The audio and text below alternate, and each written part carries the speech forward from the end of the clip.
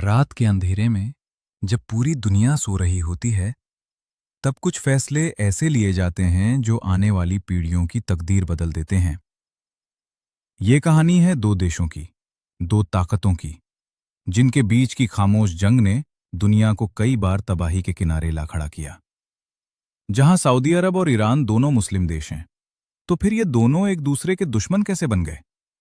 America और Iran के बीच एक वक्त बहुत अच्छी दोस्ती थी। तो ऐसा कौन सा मामला आया कि ईरान और अमेरिका एक दूसरे के कट्टर दुश्मन बन गए? कुछ ही दिन पहले अमेरिका ने ईरान के एक पोस्ट पर हमला किया। ईरान पर संपूर्ण आर्थिक प्रतिबंध लगाकर उसने ईरान की पूरी अर्थव्यवस्था को तहस-नहस कर दिया। इसके बावजूद ईरान ने सब कुछ दांव पर लगा दिया है और अमेरिका के खिलाफ खड़ा है। तो इन सब बातों के पीछे असल वजह क्या है? मिडिल ईस्ट में चल रही इस पूरी ताकत की लड़ाई के पीछे क्या वजह है? तो आज इस वीडियो में आप पूरी बात विस्तार से समझेंगे।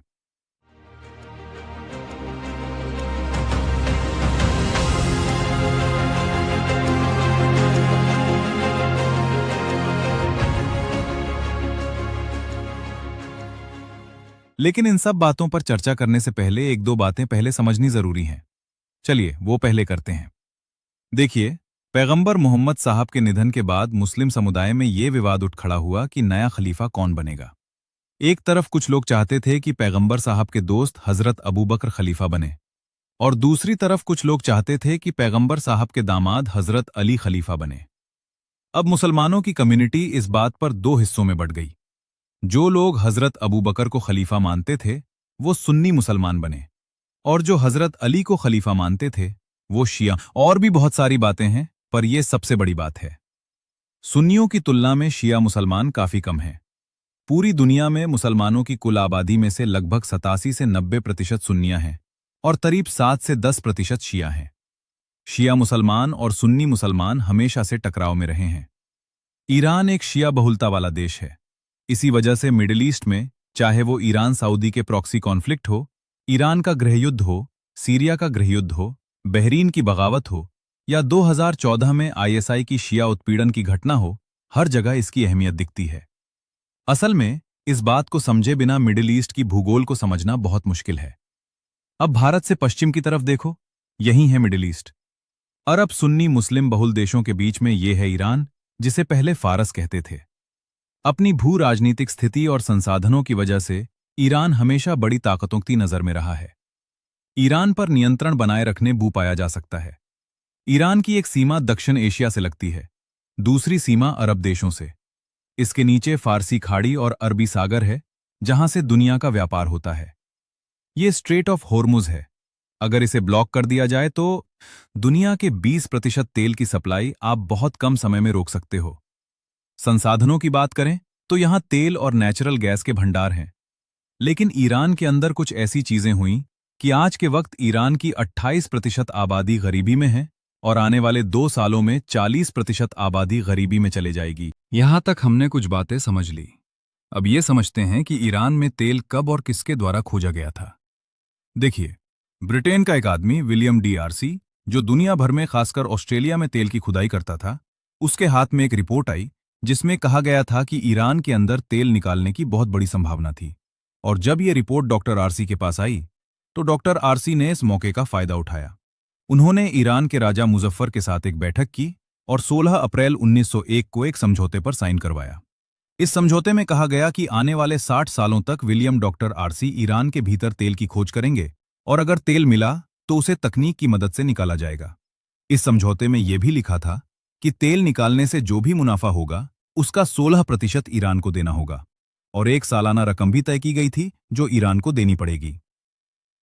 अब यहीं से विलियम डी आरसी, जिसे ब्रिटिशों का पूरा सपोर्ट मिला था, ईरान सरकार के साथ मिलकर एक कंपनी बनाता है जिसका नाम था एंग्लो पर्शियन ऑयल कंपनी। और आगे जाकर इसी कंपनी की वजह से ईरान को कई दिक्कतें झेलनी पड़ी। जब दूसरी विश्व युद्ध खत्म हुई तो सभी देशों की हालत खराब थी, और सिर्फ अमेरिका ही मजबूत बचा था। और ब्रिटेन अमेरिका का एक तरह से एजेंट बन गया, और दुनिया का असली नेता अमेरिका था। तो सबसे पहले अमेरिका ने क्या किया कि उसने एक अंतर्राष्ट्रीय गठबंधन बनाया जिसे यूएन यानी यूनाइटेड नेशंस के नाम से जाना जाता है। असल बात यह थी कि ब्रिटेन की कंपनियां ईरान में तेल निकालती थीं और उसे बेचती थीं। अब अमेरिकी कंपनियां भी इसमें शामिल हो गईं, और उन्होंने भी 50-50 हिस्सा बांटा। मतलब अब अमेरिका ईरान के तेल का फायदा उठाने में मुख्य खिलाड़ी बन चुका था। और इसी वजह से अमेरिका ईरान के अंदरूनी मामलों में भी मुख्य भूमिका निभाने लगा। ईरान के राजा के मामलों में भी वो हर चीज में दखल देने लगा, यहां तक कि उसकी पॉलिसीज में भी। ईरान के पास कोई चारा नहीं था, क्योंकि उसे अमेरिका से डॉलर मिलते थे और उसकी जरूरत भी थी। उस वक्त अमेरिका ईरान को $500 मिलियन की मदद देता था। साल 1951 की बात है, जब ईरान की मजलिस का एक सदस्य, जिसका नाम मोहम्मद मसद्देक था, ने अमेरिका की ईरान में दखलंदाजी के खिलाफ आवाज उठाई।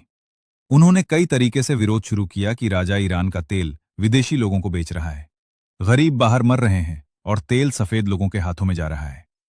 सबसे अहम बात उन्होंने ये कही कि सफेद लोगों ने एंग्लो ईरानी ऑयल कंपनी बनाकर तेल का सौदा किया है और जो समझौता हुआ है वो गैरकानूनी है, हम उसे स्वीकार नहीं करते। उन्होंने ये बात कही, उस वक्त ईरान में पहले से ही बेरोजगारी बहुत थी, लोग बहुत चिंतित थे। इसलिए मोहम्मद मसद्देक को लोगों का भारी समर्थन मिला।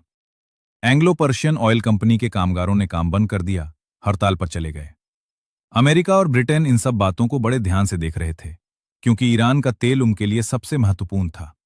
लेकिन मोहम्मद मसद्देक डर नहीं रहे थे।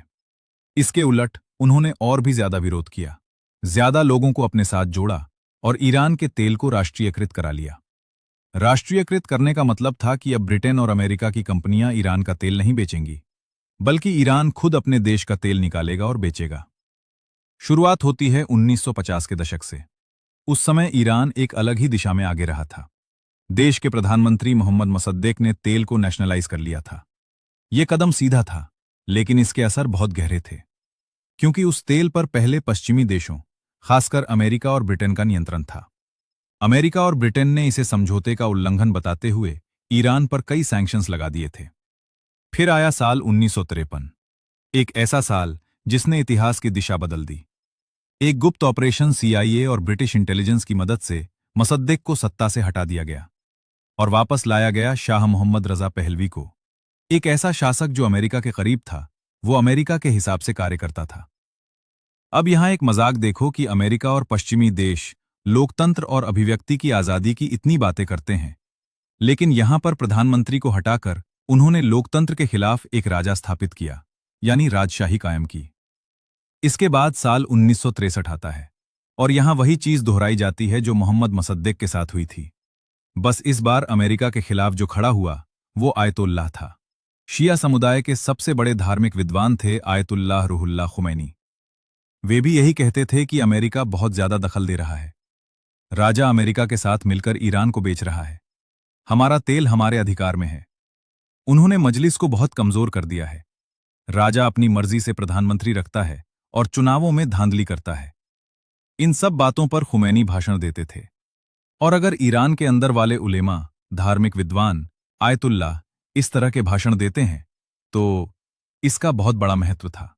लोग इसका समर्थन करते थे, इसलिए लोगों का समर्थन उनके साथ आ गया। जैसे ही राजा ने देखा कि विरोध तेजी से बढ़ रहा है, उसने खुमैनी को जेल में डाल दिया।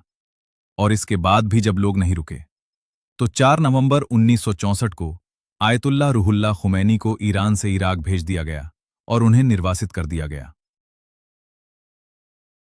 अब इराक और ईरान दोनों शिया बहुल देश हैं, लेकिन इराक में एक और बात थी कि वहां की नेतृत्व व्यवस्था, जैसे सद्दाम हुसैन आदि, वे सुन्नी मुस्लिम थे।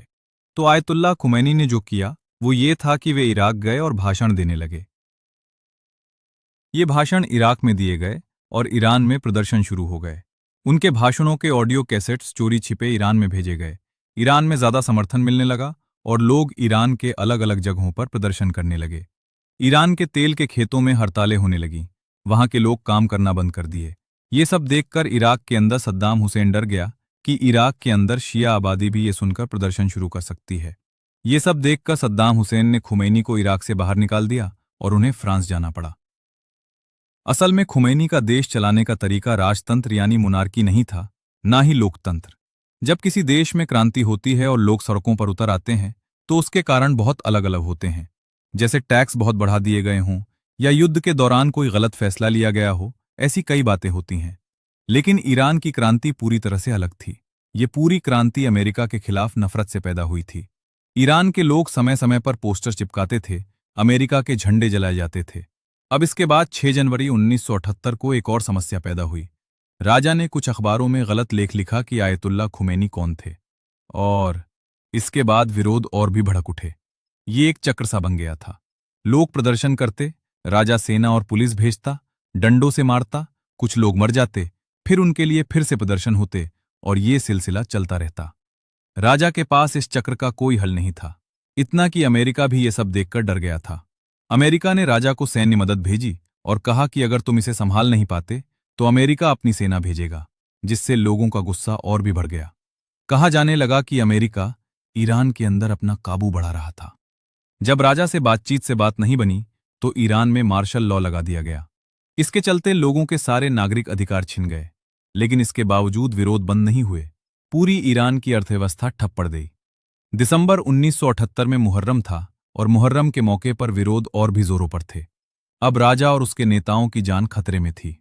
राजा पहले से ही कैंसर से परेशान था, तो उसने बहाना बनाया और इलाज के नाम पर ईरान छोड़कर अमेरिका चला गया अपनी इलाज के लिए। और जैसे ही राजा चला गया, खुमैनी ईरान वापस लौट आया। खुमैनी ने ईरान आते ही सारे पीएम वगैरह हटा दिए।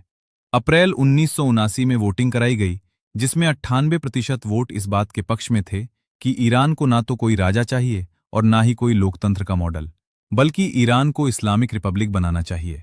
और वोटिंग उसका ही पक्ष में हुई थी। और जैसे ही वोटिंग उसके पक्ष में हुई और 1979 में ईरान एक इस्लामिक रिपब्लिक देश बन गया।